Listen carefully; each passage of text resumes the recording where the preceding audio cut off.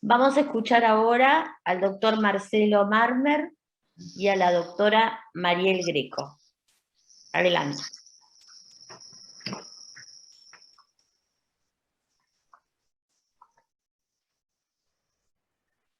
Buen día a todos.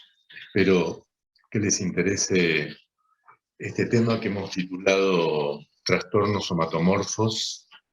Yo agregaría en la clínica actual, un tema que hemos pensado con la doctora Greco, que nos pareció importante darle lugar en este momento en relación precisamente a la importancia que cobró el cuerpo para los que nos consultan y para los que no también, durante la pandemia. No sé, Carola, si se escucha para pasar la clase. ¿Me escuchás? Sí, doctor, perfecto, cuando usted quiera. Bueno, adelante entonces. La próxima, por favor. La somatización, por supuesto que es extremadamente frecuente en el contexto médico. Está relacionada con padecimientos psiquiátricos que vamos a ver a lo largo de esta charla, como la depresión, trastornos de ansiedad y adaptativos. La próxima.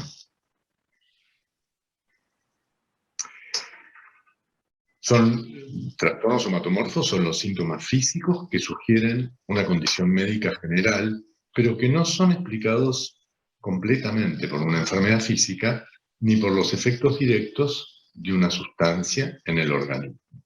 Por supuesto que se acompañan de ansiedad importante y deterioro significativo en las áreas de funcionamiento tanto social como laboral.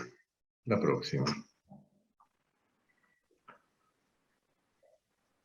No está mal aclarar que no son síntomas intencionales, es decir, no remiten con la voluntad, pueden estar asociados a problemas médicos o no, lo vamos a ver luego, y por supuesto que de lo que se trata es de que las personas que sí tienen una enfermedad médica y además tienen un trastorno somatomorfo, responden a la enfermedad médica exageradamente. La próxima. Bien. Epidemiológicamente lo que se ha visto es que el trastorno somatomorfo tiene mayor prevalencia en mujeres, especialmente en mayores de 40 años. Y fíjense qué importante esto, los pacientes habían recibido diagnóstico de depresión y específicamente más depresión de tipo distímica. La próxima. Vamos a ver cómo se nombraba este trastorno, que no es nuevo, por supuesto, a lo largo del tiempo en la psiquiatría. La próxima. Todos hemos escuchado este tipo de nominación, somatizaciones, cuadros funcionales, síntomas físicos sin explicación médica, y hay otras, por supuesto. La próxima. Hay dos antecedentes que me parecen importantes, que una es de Steckel en 1911, que tomó en cuenta la somatización como el resultado de conflictos neuróticos, que pueden presentarse por sí mismos directamente como un trastorno físico. Por supuesto que tuvo en cuenta la concepción freudiana de inconsciente, de conversión. Y otro psiquiatra, que fue Karl Menninger, habló de las reacciones de somatización como expresión de reacciones de ansiedad de orden inconsciente. Es decir, fíjense que a principios del siglo XX ya los psiquiatras hablaban de este cuadro, tomando en cuenta lo que era conversión en la histeria, pero, digamos, llevándolo a directamente un tipo de nominación que no tenía por qué ser solo de la histeria. Son reacciones, expresiones viscerales de reacciones de ansiedad, pero de orden inconsciente. La próxima. Bueno, el concepto fue tomando cuerpo, fue tomando importancia, pero el DSM-3 se prescinde de los conceptos de histeria y neurastenia y nomina este tipo de cuadros como trastornos disociativos, trastornos somatomorfos y trastorno de personalidad histriónica. La próxima. Ya el DSM-5 lo van a encontrar este cuadro como trastorno de síntomas somáticos y, entre otras cosas, por supuesto, lo diagnosticamos con la aparición de pensamientos desproporcionados y persistentes, grado persistentemente elevado de ansiedad, tiempo y energía excesivos consagrados a síntomas que pueden ser diagnosticados médicamente. Puede ser no continuamente persistente, pero en general, la duración es de aproximadamente 6 meses como mínimo. La próxima. Y el DSM-5 también nos aclara que puede ser con predominio de dolor, lo que les decía, persistente más de 6 meses, y el modo leve, que solo se cumplen algunos síntomas del criterio B del DSM-5. La próxima. Bien, fíjense todas las categorías que se incluyen en este diagnóstico de trastorno somatomorfo. Son los trastornos de somatización, el trastorno somatomorfo indiferenciado, el trastorno de conversión, trastorno por dolor, la hipocondría, el trastorno dismórfico corporal, los desórdenes de dolor y trastornos somatomorfos no especificados. La próxima. Bueno, como verán, abarca casi todas las funciones y los aparatos conocidos médicamente: gastroenterología, urología, reumatología, neumonología, neurología, otorrinolaringología, cardiología y ortopedia. La próxima. Bien, el trastorno de somatización es el más frecuente de todos estos trastornos somatomorfos. Son síntomas o quejas físicas que pueden durar años, que en general comienzan antes de los 30 años, que implican disfunción social, laboral, y tiene por lo menos 4 síntomas dolorosos, que abarcan 4 funciones diferentes de las que vimos, 2 síntomas gastrointestinales, un síntoma en la esfera sexual, un síntoma pseudoneurológico, y lo importante es que el trastorno de somatización se puede dar aún con enfermedad médica diagnosticada, pero en ese sentido, los síntomas físicos o el deterioro social o laboral son excesivos en relación al cuadro médico que se presenta. La próxima. Por otro lado, el trastorno por dolor, como vimos, por supuesto el trastorno por dolor, el síntoma más importante es dolor, la hipocondría, que es la preocupación y miedo a tener la convicción de padecer una enfermedad por una interpretación personal, el trastorno dismórfico corporal, que es la preocupación por algún defecto del aspecto físico, o una preocupación excesiva acerca de esta cualidad. La próxima. Bueno, el trastorno somatomorfo indiferenciado, fatiga, pérdida de apetito, síntomas gastrointestinales o urinarios, y el trastorno de conversión, que implica uno o más síntomas o déficit que afecta a funciones motoras que sugieren enfermedad médica o neurológica. La próxima.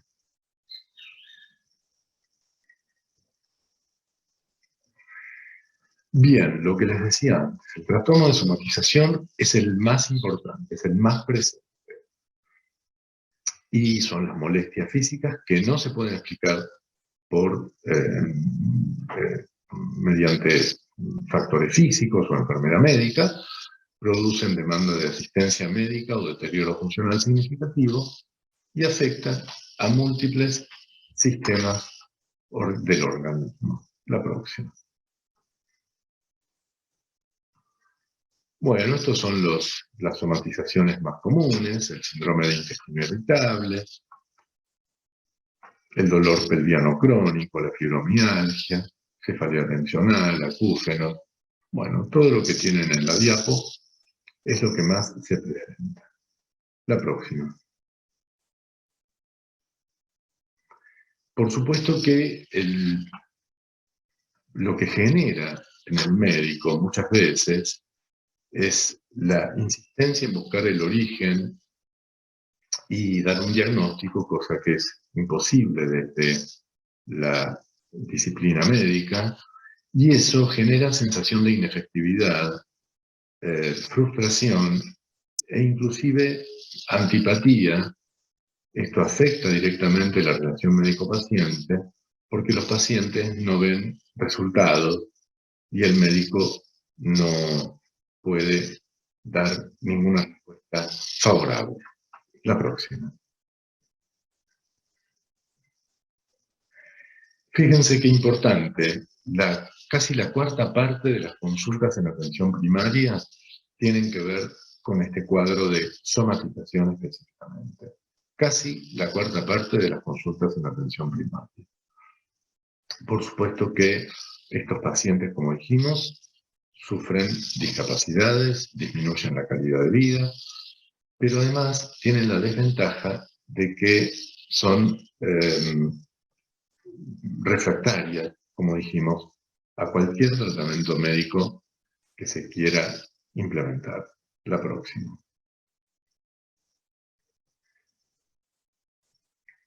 Bueno, esto por supuesto, muchos pacientes con síndrome de intestino irritable también cumplen criterios para otro tipo de somatización, como dolor pelviano o fibromialgia.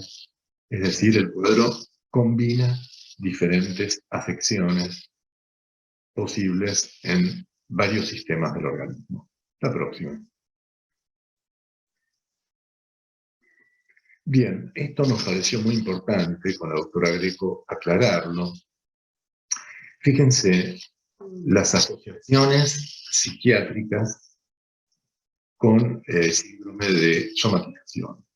En atención primaria, el 50-70% de los trastornos psiquiátricos se presenta directamente en forma somática. El 75% de los pacientes con depresión mayor o ataques de pánico en la atención primaria consultan primero por sus síntomas somáticos. Y casi el 95, entre el 45 y el 95% de pacientes con depresión mayor solamente refiere síntomas somáticos, es decir, no reconoce su tristeza, que puede ser crónica, su hipobulia, que también puede ser crónica, sino que consulta por somatización y es el psiquiatra quien puede, inferir que se trata de un cuadro depresivo. La próxima. Bueno, no nos vamos a acordar de tantos datos, pero por lo menos sepamos los más importantes: el dolor de espalda, los mareos, el dolor de extremidades y trastornos gastrointestinales son los síntomas con los que vienen los pacientes con síntomas somáticos a la consulta en atención primaria. La próxima. Bien, las comorbilidades entonces más frecuentes las fuimos nombrando en la reunión.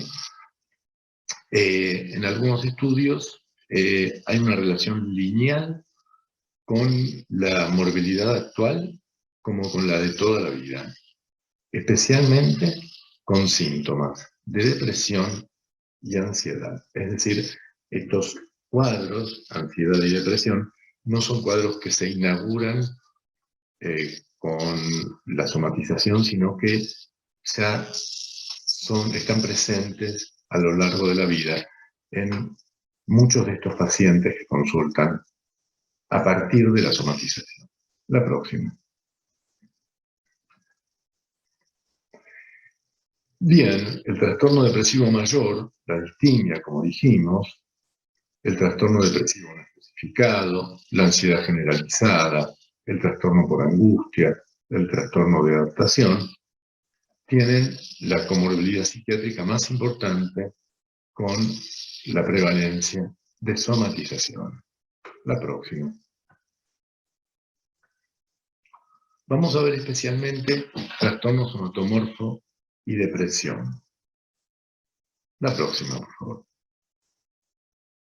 Fíjense ustedes, solamente el 7% de los pacientes que consultan en la atención primaria no tenía trastornos de somatización pese a que tenían depresión. Es decir que la mayoría, casi el 93% de los pacientes con depresión en esta muestra de Gazul Molinera tenía trastornos somatomorfos, en general somatizaciones, que son los más frecuentes, cuando consultaban por depresión. La próxima. Otro punto muy importante es que el 30% de los pacientes con dolor tienen depresión. Ya conocemos, los psiquiatras, que el dolor hace que la presencia de trastorno depresivo y ansioso sea mucho más probable, en particular si los síntomas físicos no se pueden explicar físicamente, médicamente, por supuesto por lo que hablamos antes, por la frustración que genera y por la falta de respuesta médica. Eso hace que en el paciente se agrave su depresión, precisamente a partir de esta decepción por las consultas que no le resultan eficaces. La próxima.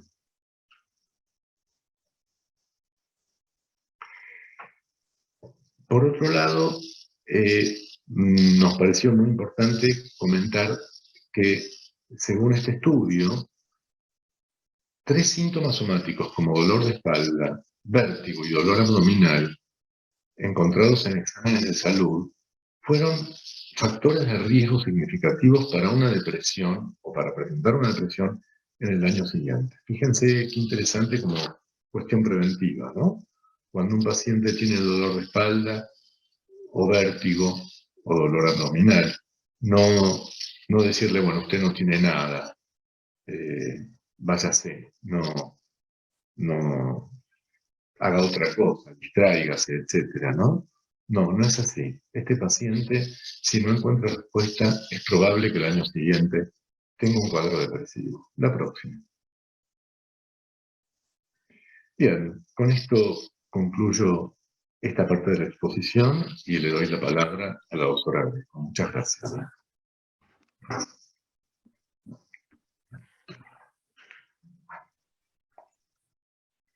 Bueno,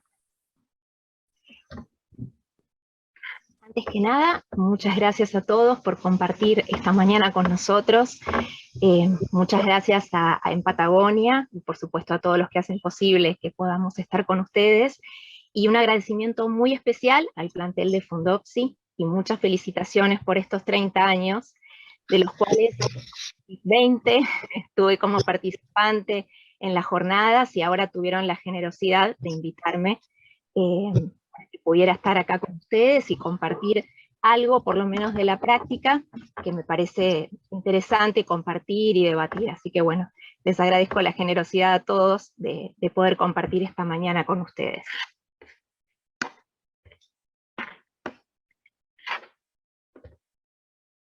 Bueno, vamos acá. Trato de colocar la presentación. Ahí está.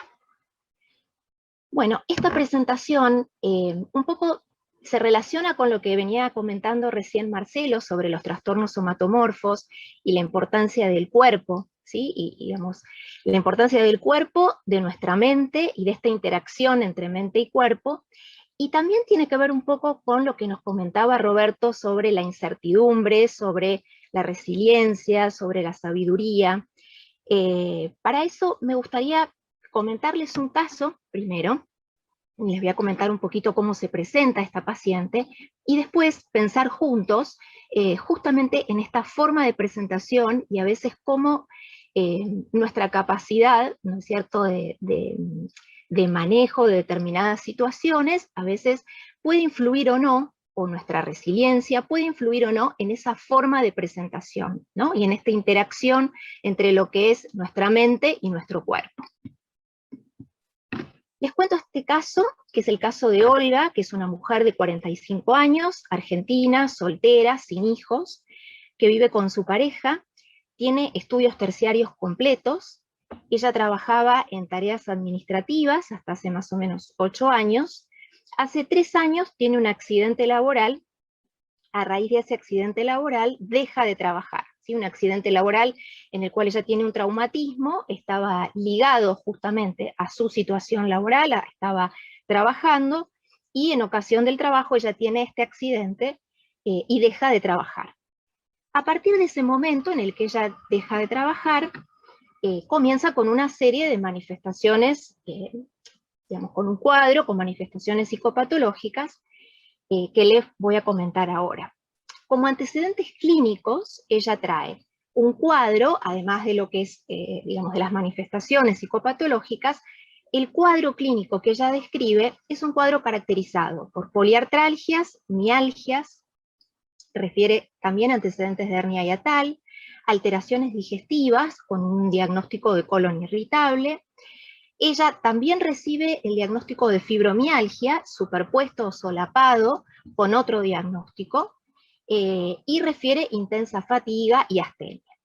Como antecedente quirúrgico tiene este traumatismo que ha sufrido hace más o menos 3 años, anteriores a la consulta, y ella tiene antecedentes de consumo de tabaco, de alcohol, digamos, tanto de alcohol como drogas, en una modalidad habitual. Sobre todo, ella lo, digamos, especifica que esto se intensificó un poco más a partir de este traumatismo y a partir de las, digamos, de las manifestaciones psiquiátricas que se asocian a justamente haber padecido este traumatismo y al hecho de haber quedado sin trabajo, de tener, digamos, de haber tenido este traumatismo y no haber podido continuar con ningún trabajo. No refiere antecedentes heredofamiliares de patología psiquiátrica, y ella, digamos, como antecedentes de tratamientos psiquiátricos, había discontinuado algunos tratamientos psicoterapéuticos que había hecho en la juventud, por cuestiones más que nada vinculares. Refiere un intento de suicidio, un síndrome depresivo desde los 40 años, y un intento de suicidio, ¿sí? Y una internación por ese intento de suicidio. Cuando yo la veo, Olga refiere como, digamos, como sintomatología actual que, digamos, si bien ella refiere a haber empezado unos años antes con un síndrome depresivo, pero esa sintomatología se intensifica y a partir de ese traumatismo y a partir de haber quedado desocupada, comienza con crisis de pánico, con conductas evitativas, con agorafobia, con humor depresivo, con una marcada labilidad anímica y una gran irritabilidad, lo cual impacta muchísimo en su vida familiar, en sus vínculos interpersonales, digamos, en su vida social, porque se va recluyendo cada vez más, se aísla. Además, refiere a anedonia, una gran apatía por todo, digamos, una marcadísima apatía, sin ganas de hacer ningún tipo de actividad. Incluso se le había sugerido luego de este accidente que ella sufrió, y bueno, como había quedado sin trabajo, se le había sugerido la posibilidad de poder hacer algunas actividades vinculadas con terapia ocupacional, y las rechazó. Y comienza también con alteraciones en el sueño, sobre todo con insomnio de mantenimiento, lo cual ella refiere que este insomnio se intensifica también y se exacerba por la cuestión de que por este traumatismo tiene muchos dolores musculares y muchos dolores articulares. Además, ella refiere que está como en una constante sensación de alerta, de hipervigilancia, que hay muchísimos estímulos del ambiente que hacen que ella esté permanentemente en una situación de alerta, con preocupación, justamente que todos, digamos, ahora vamos a indagar un poquito más en eso, pero que muchos estímulos ambientales a ella le generan una gran sensación de incertidumbre porque piensa que esos estímulos ambientales pueden desencadenar y exacerbar su cuadro, tanto clínico como psiquiátrico.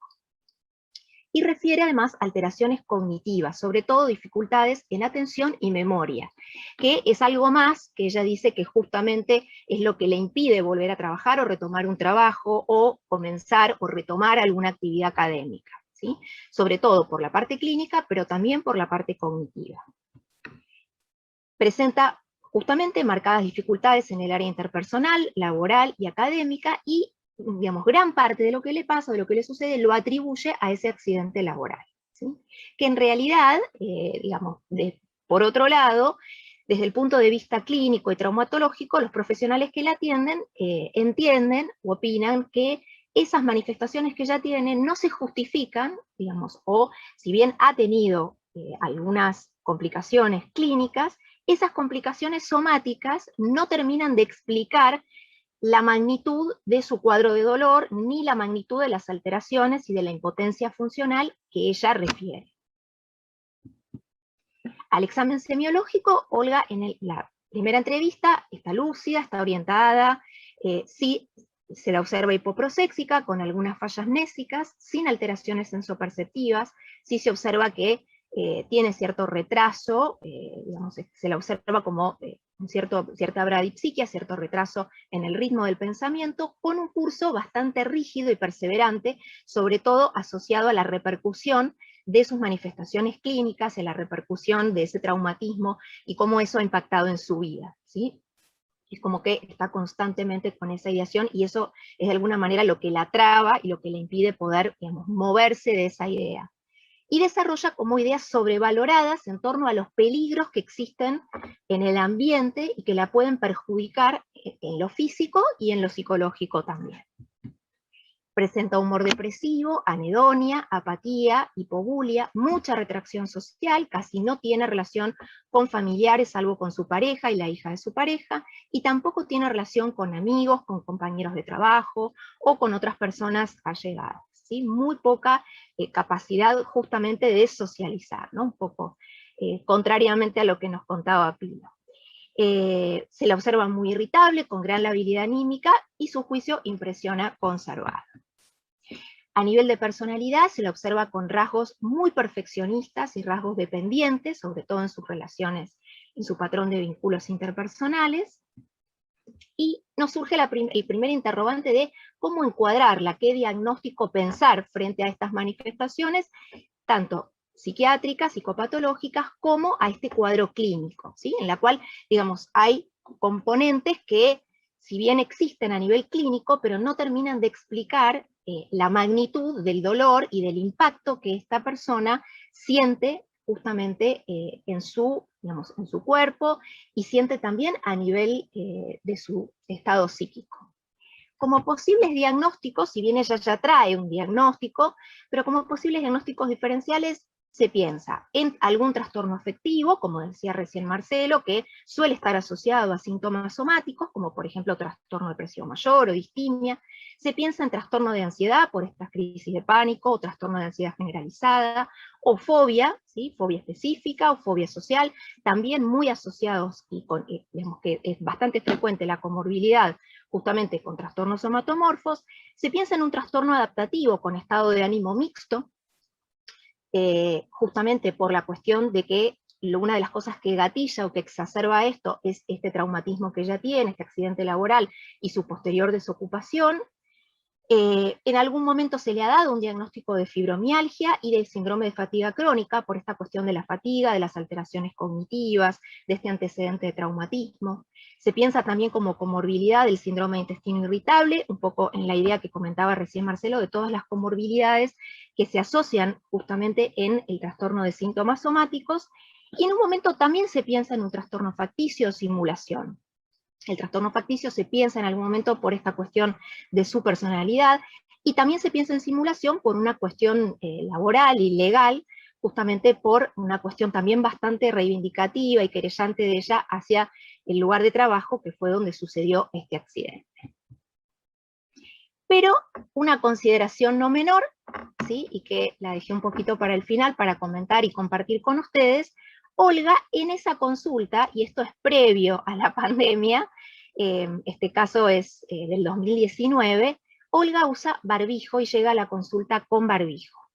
Ella explica que a partir de este accidente, ella comenzó con un cuadro de alergia, dice que ella es sumamente alérgica, que no puede desplazarse sin su barbijo, que teme que haya sustancias químicas que resulten irritantes y que de hecho todas las sustancias con las que ella se encuentra, ya sea un perfume, pintura fresca, algo que pongan un desinfectante, algún producto para lavar, cualquier sustancia química que haya en el ambiente le produce alergia y esto exacerba todos sus síntomas, tanto sus síntomas psiquiátricos como los síntomas clínicos también. Y refiere que ha experimentado numerosos episodios de alergia en relación a distintas sustancias químicas que se encuentran en el ambiente. Y es por ello... Discúlpame, no quiero para nada limitar ni interrumpir la presentación, pero estamos bastante atrasados. Entonces, me están pidiendo en Patagonia si podemos, ¿no?, acelerar la presentación, pero que bueno, que te avise de esto, ¿sí? Perfecto, sí. Vamos a tratar de ir reduciéndolo como para poder hacer el intercambio. Entonces, un diagnóstico que ya trae y en el que se piensa en el equipo y que ya además lo trae también un poco por otros profesionales que han consultado, es el diagnóstico de sensibilidad química múltiple, ¿sí? Un diagnóstico que en realidad, digamos, los valores de prevalencia en distintos países, hay muchos países que no están muy de acuerdo por ahí con este diagnóstico como una entidad separada. Hay algunos países y la Organización Mundial de la Salud quizás lo que recomienda es, si uno piensa en un diagnóstico o una entidad como esta, colocarla dentro de alergias, dentro de lo que serían alergias no especificadas, o cuadros de, en realidad muchos autores lo llaman intolerancia ambiental idiopática, porque también puede ser una hipersensibilidad y una reacción a otras cosas que no sean químicas, sino como campos electromagnéticos, por ejemplo, de muchos pacientes que también refieren esta misma sintomatología en relación a otros estímulos ambientales. Pero, digamos, si bien hay distintos criterios, hay criterios de Cullen de 1999, otros criterios hechos por la CUR en 2005, la mayor parte de los autores coinciden en que este tipo de pacientes refiere una hipersensibilidad a lo que son las sustancias químicas en general, en un nivel, digamos, esas sustancias se encuentran en un nivel mucho menor de lo que correspondería o de lo que podría gatillar una reacción tóxica en cualquier otra persona. O sea, tendrían como una hipersensibilidad, un aumento de la sensibilidad a determinadas sustancias químicas. Y esas sustancias químicas además no están relacionadas entre sí y todavía no se sabe exactamente cuál es el mecanismo fisiopatológico que subyace a esta hipersensibilidad. ¿Sí? Sí se sabe que cuando estas personas se exponen a determinadas sustancias aumentan los síntomas, tanto psiquiátricos como físicos, y que cuando se retiran ese tipo de sustancias, estas personas sienten justamente menos sensibilidad y por lo tanto los síntomas disminuyen o remiten. Esto genera una gran incapacidad funcional, un gran impacto en el área laboral, social y académica, porque son personas que en general, como son la mayor parte de los estímulos están en el ambiente, justamente reducen la exposición a cualquier estímulo, se van recluyendo cada vez más, se aíslan cada vez más, esto a su vez actúa como un círculo vicioso en el cual se genera justamente que haya mayores conductas evitativas, y se trata, de evitar bajo cualquier costo cualquiera de estas sustancias, ¿no? Entonces se trata de una enfermedad compleja, multisistemática, ¿sí? Porque afecta a múltiples sistemas y tiene afecta a muchísimos órganos y muchísimos sistemas, sobre todo a nivel dermatológico, cardiovascular, a nivel gastrointestinal, a nivel también de nariz, oído y garganta, a nivel respiratorio, y por supuesto con todo su cohorte de síntomas psicopatológicos. Acá solamente este cuadro, no tenemos tanto tiempo para analizarlo, pero para comparar las distintas... Tenemos 5 minutos. Bueno, solamente para comentarles cómo se solapan estos cuadros, ¿sí? Tanto fatiga crónica como fibromialgia y síndrome de sensibilidad química múltiple, ¿sí? Solamente para comentarles que hay factores predisponentes tanto en cuanto a personalidad como a factores genéticos. Hay factores precipitantes, algunos autores hablan de eventos que pueden gatillar este tipo de síndromes, como infecciones virales, traumatismos o cirugías. Otros factores que actúan como mantenimiento, como pensamientos disfuncionales y creencias disfuncionales en torno a la enfermedad, y también las comorbilidades. Es un diagnóstico que genera mucha controversia, que muchas veces tiene distintas terminologías y hay distintos criterios para poder determinarlo. A veces es importante descartar otras causas orgánicas y realizar exámenes complementarios para descartar esto. Y algunas hipótesis sobre su fisiopatología tienen que ver con alteraciones en el procesamiento, sobre todo a nivel de amígdala, de ínsula, también alteraciones en la neurotransmisión, sobre todo la transmisión serotonérgica, que inhibiría justamente a la amígdala a través de, digamos, un aumento de la estimulación de la corteza cingulada anterior, algunas alteraciones relacionadas con los mecanismos oxidativos de los citocromos, de la superóxido dismutasa, de la glutatión transferasa, que reduce la actividad de enzimas oxidativas y genera radicales libres y aumenta la liberación de citoquinas y otra liberación de quemoquinas y sustancias inflamatorias como estas interleuquinas que vemos aquí. Asociado a esto, rasgos importantes de carácter y temperamento, ¿sí? Como un perfil justamente perfeccionista, con baja autoestima, exagerada autocrítica, menos extroversión y mayor neuroticismo, estos pacientes suelen puntuar así en las escalas, y con tendencia general a evaluar negativamente su rendimiento. Si bien suele estar asociado a depresión y ansiedad, asociado a estas alteraciones cognitivas, hay que tener en cuenta que aun cuando hay pacientes que no tienen depresión y ansiedad, aún así tienen ciertas alteraciones a nivel de atención sostenida y de memoria verbal. Aunque hay un desfasaje muchas veces entre su percepción subjetiva de su rendimiento cognitivo y los puntajes que obtienen en los tests, ¿sí? Sin olvidarse justamente las cogniciones, el papel que tienen las cogniciones como sesgos atencionales dirigidos hacia y amplificación de sensaciones corporales anómalas, mecanismos como la catastrofización y temor y evitación de situaciones que puedan aumentar esta exposición, ¿sí? Muchas veces la percepción subjetiva sobre esas dificultades cognitivas puede verse además exacerbada por fatiga, malestar y distrés emocional.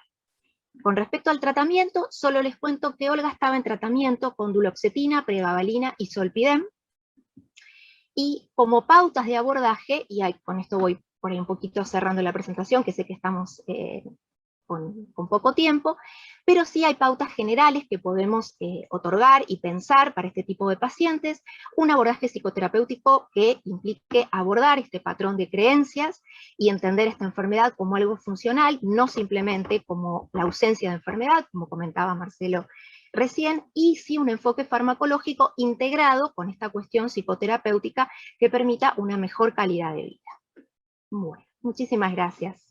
Espero haber cumplido con los 5 minutos. Muchas gracias, Mariel. Bueno, vamos a darle lugar a las preguntas. Andrea. Estoy. En una necesidad de compartir solidariamente en este momento, digamos, todavía de pandemia, ¿cuáles serían para vos las estrategias a sugerir en el sentido de las estrategias preventivas a sugerir en el caso de niños y adolescentes? Muy buena pregunta. En primera instancia, la verdad que que es parte con lo que yo cerré la charla, de no minimizar las dificultades que plantean los niños y los adolescentes hoy en día. Tendemos a normalizar, tenemos una formación normalizadora en pediatría. Sin embargo, me parece importante darle cabida a las demandas de los chicos y a las dificultades conductuales. Las familias a veces justifican todas estas cuestiones por las cuestiones del contexto, y hoy más que nunca tenemos justificativos contextuales. Con lo cual, sabemos que esto impacta según la vulnerabilidad de cada uno, y el contexto más de una vez podría ser el detonante para que la vulnerabilidad del trastorno depresivo, del trastorno de ansiedad se exprese. No llegar a las autoinjurias, que muchas familias llegan recién cuando se dieron cuenta de las autoinjurias ahora en verano, de los chicos que no se sacan los suéteres o los buzos de manga larga para que no se vea, o no se ponen shorts porque se lastiman los muslos. Bueno, esto la verdad que deberíamos llegar antes los adultos, tener en cuenta que esto también puede pasar en la casa de uno, y poder hablar que esto no es grave, sino que es un llamado que alguien está sufriendo, es serio. Me gusta cambiar cuando se puede la palabra que es serio más que grave, para que se puedan movilizar las estrategias familiares. Otra pregunta para vos, Andrea. De alguna manera, algunos amigos pediatras nos comentan que sobre todo en chiquitos de 1 a 4 o 5 años, lo que se observan son atrasos en el desarrollo del lenguaje. Esto lo ven mucho los pediatras clínicos, lo cual muchas veces también trae confusiones diagnósticas, y bueno, también viendo algunas estadísticas de algunas publicaciones, digamos, en relaciones a cuáles son, digamos, los trastornos del DSM que más han aumentado, digamos, o que más predisposición y riesgo tienen para el COVID y en la pandemia, hay como pensamos, no sé, o hay una impresión de aumento o sobredimensión del diagnóstico de trastorno de déficit atencional con hiperactividad. ¿Qué opinas vos de eso? Vamos, dos partes, son dos cosas, me parece interesantísimas, Liliana. Lo primero es que muchos niños a la edad de 1 año y medio, 1 año, entraron a la pandemia, a una situación familiar donde perdieron el contacto con adultos o otros niños que requerían de un esfuerzo para comunicarse verbalmente. Sumado a que, algo inédito, las mamás y los papás, en el caso que estén juntos, pasaron a estar 24/7, y lo que tenemos los padres en general es que los entendemos y los decodificamos sin que hablen a los chicos. Estos pequeños que no tenían un lenguaje verbal desarrollado y que estaban en el momento de la sociabilización, de entrar a un jardín, de empezar a quedarse con cuidadores y demás, esa instancia que es como una especie de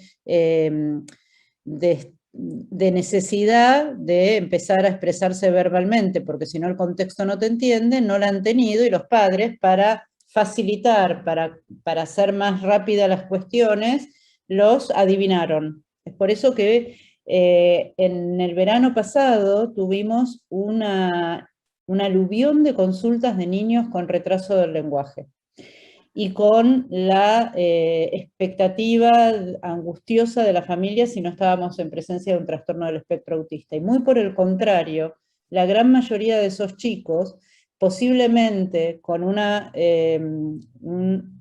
sociabilización adecuada en tiempo, no hubieran tenido ese desarrollo del lenguaje tardío. Estos chicos entraron en los casos que se pudieron a estimulación del lenguaje y hoy están hablando, no fue una dificultad y no era parte de un trastorno del espectro autista. Lo que pasa es que la pandemia esto lo complicó. Si bien algunos posiblemente lo que hizo también la pandemia fue disparar la vulnerabilidad para un trastorno del neurodesarrollo que no se iba a manifestar de esa manera o tan tempranamente en otra situación.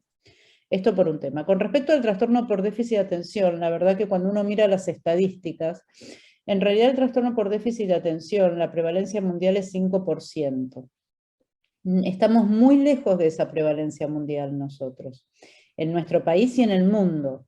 Incluso todo lo que tiene que ver con tasas de tratamiento, las tasas de tratamiento son mucho menores, ni que hablar en la Argentina. Cuando uno habla de la prevalencia, lo que debería pensar es cómo esto se distribuye a lo largo de todo el país, y nosotros tenemos contacto con los diagnósticos de nuestro contexto. Es muy posible que cuando uno ve una población acotada, de una zona de residencia acotada, uno diga, uy, ¿cuántos que hay? Pero la realidad es que si vos esto lo distribuís a nivel poblacional no tenemos ni siquiera la prevalencia del 5%. Tenemos un solo estudio de prevalencia muy antiguo de Claudio Michani cuando estaba en el francés, así que tiene muchos años, donde por nada estábamos hablando de eso. Ni que hablar si nos vamos al interior del país. En el interior del país te puedo asegurar que no hay quien los diagnostique tampoco. Entonces esto genera grandes dificultades. Y cuando ves tasas de uso de fármaco, incluso en nuestro país de venta, que es lo que nos permite tener como cierta idea, es bajísimo. Somos un mercado totalmente poco interesante para la industria en ese sentido, porque no es alta la tasa de venta de ¿Vos productos. pensás que eso tiene que ver con cuestiones genéticas, que eso tiene que ver con cuestiones de dificultades en el diagnóstico, con cuestiones culturales nuestras que no nos terminamos de enganchar con ese diagnóstico? ¿Qué Yo creo pensás? que tiene que ver mucho con falta de educación de todos. Si vos te pones a pensar que el trastorno por déficit de atención es un trastorno del neurodesarrollo y que va a impactar a lo largo de toda la vida, yo pregunto a los que están atendiendo adultos cuántos diagnósticos de TDAH hacen. Y en realidad muy pocos. Cuando vos ves la formación de psicopatología del adulto, los trastornos, ni que hablar los trastornos de neurodesarrollo, que autismo de alto funcionamiento, retraso mental y ADD, TDAH no está en la currícula. Y estos pacientes que nosotros vemos crecen y se los derivamos a los de adultos. Y por otro lado, en adultez, más que en niñez, los motivos de consulta del TDAH se ven escondidos tras motivos de consulta de trastorno de personalidad, depresión, ansiedad y consumo de sustancias. Entonces, vos tratás el consumo de sustancia, tratás posiblemente la depresión o la ansiedad, pero si no tratás el TDAH subyacente, la tasa de efectividad de ese tratamiento Príncipe que vos hiciste va a bajar. Esto es lo que está demostrado en todos los estudios. Entonces, tiene que ver con una cuestión educativa y tiene que ver con que los pediatras nuestros también minimizan en edades infantiles, minimizan el diagnóstico. Entonces, y que el 70% de los pacientes con TDAH son comórbidos con otra cosa, con lo cual hay que ir a buscarlos.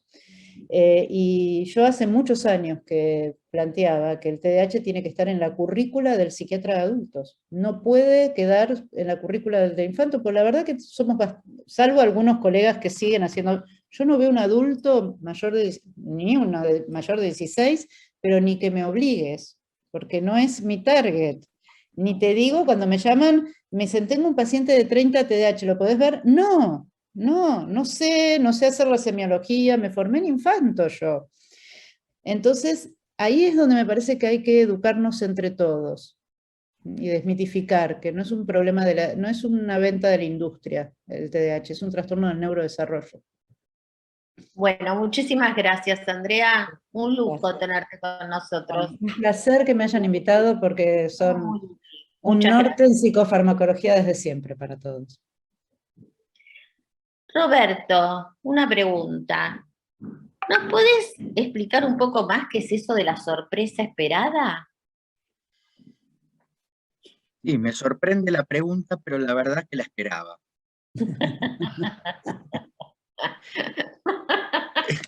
Es decir, básicamente es eso. Es decir, el cerebro nuestro, desde chiquititos, gracias a que nos hablan y a que tenemos experiencias infantiles, vamos aprendiendo cosas.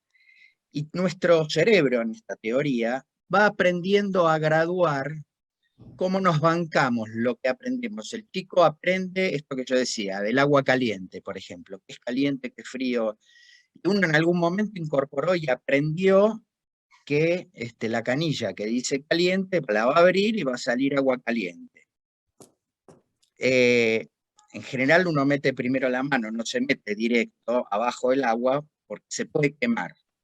La sorpresa esperada tendría que ver, en mi interpretación de esto, con que vos más o menos calculás cuán caliente puede salir el agua. No nos quemamos como un pollo hervido directamente. Entonces, uno espera que haya una diferencia y según esta teoría, el cerebro lo estima y lo calcula, y dice, bueno, puede salir más o menos caliente. Si sale agua hirviendo y me quemo, estoy cocinado, metafóricamente también. Entonces no aprendí o no tengo posibilidad de graduar mi organización de respuesta conductual. Entonces, cuando viene esta situación de los cisnes negros, la pandemia, y todo lo que nos ha tocado vivir en este año y medio, nos encontramos con que en realidad no tenemos casi aprendizaje para esto y el estrés es mucho mayor.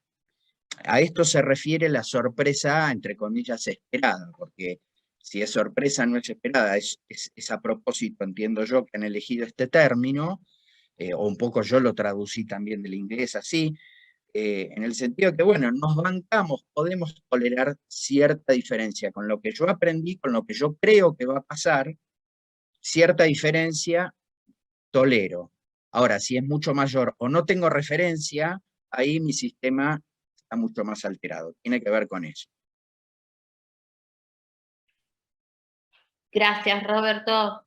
¿Qué incidencia pensás, hablando de Pilo, ¿no?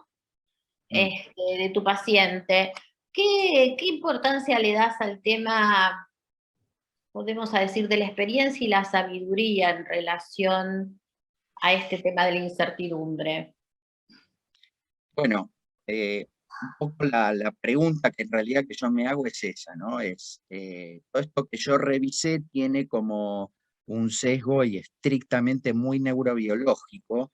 En realidad este concepto de la sabiduría recién ahora está empezando a considerarse desde este punto de vista, con lo cual en realidad es poco, no sé si es poco lo que se está investigándose. De la sabiduría, esta frase de Platón que yo incorporé, podríamos decir que Platón fue el primer neurocientífico de su época. Lo que pasa es que, claro, hay un montón de cuestiones que primero pasaron por la filosofía, después pasaron por la psicología, y hoy las neurociencias empiezan a meterse a preguntar algunas cosas. Entonces, algunas cuestiones, hay algunos circuitos que están perfectamente delimitados en esto que se está estudiando.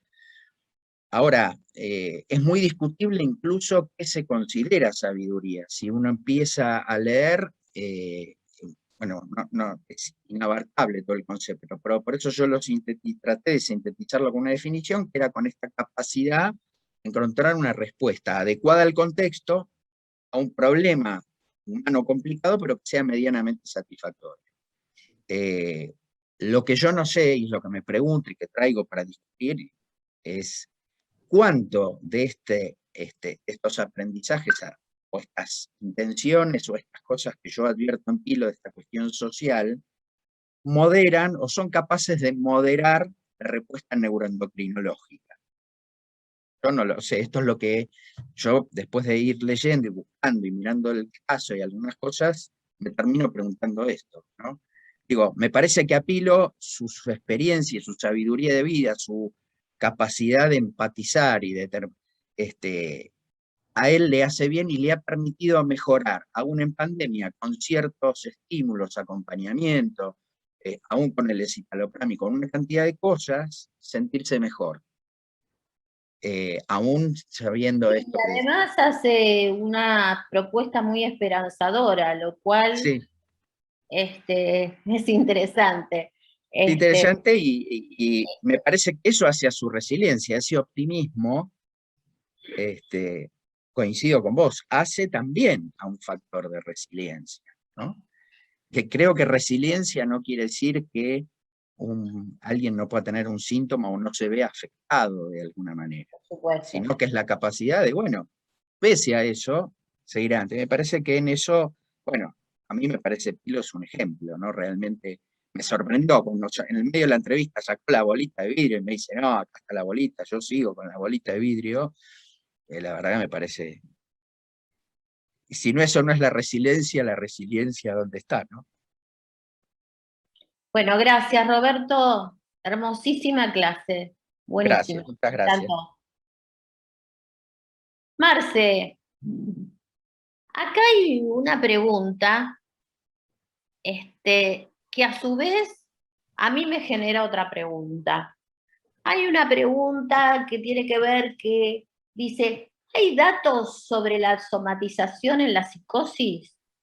Y la que a mí se me ocurre, por supuesto, ahora nos contás vos, a mí la que se me ocurre es, ¿y por qué no habría de tener somatización la psicosis?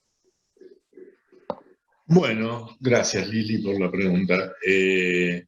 La verdad es que sí, hay somatización en la psicosis y lo que se observó estadísticamente es que especialmente en las psicosis a medida que se van cronificando.